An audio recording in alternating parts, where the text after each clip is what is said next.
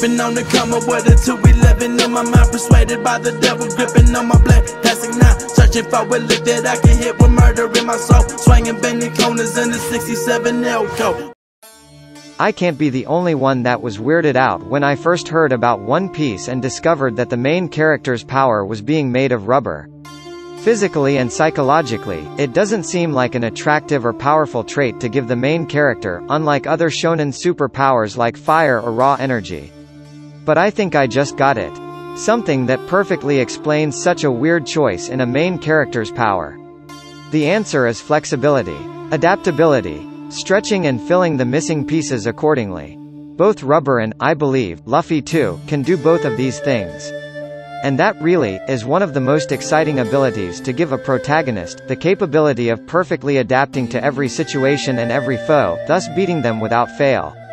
What he can't overcome at first he can simply adapt and win. So what drove me to that conclusion? A lot of shonen have transformations for the main character. One Piece has gears. Since their first introduction, gears weren't a linear evolution like DBZ's SSJ1, SSJ2, SSJ3. No, they filled different purposes. Different holes to be filled.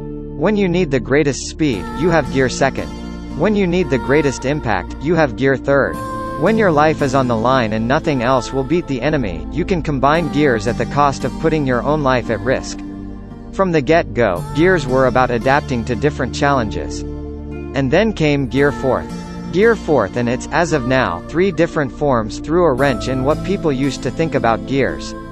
Instead of being a single power-up, it's instead 3 very different loosely tied forms that, like the regular gears before it, serve to do different things. Boundman is seemingly the balance between offense and defense, Snakeman is seemingly the offensive form, and Tankman is seemingly the defensive form.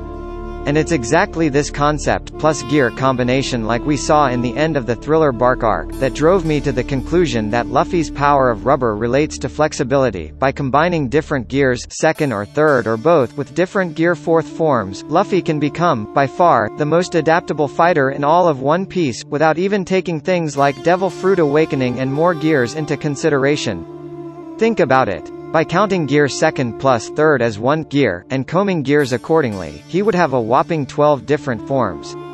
If he needed to beat, in the future, let's say, Kizaru, who has godlike speed, Luffy could combine Snakeman and gear second. If he needed to beat an opponent with immense strength but low defense, he could combine Tankman with gear third.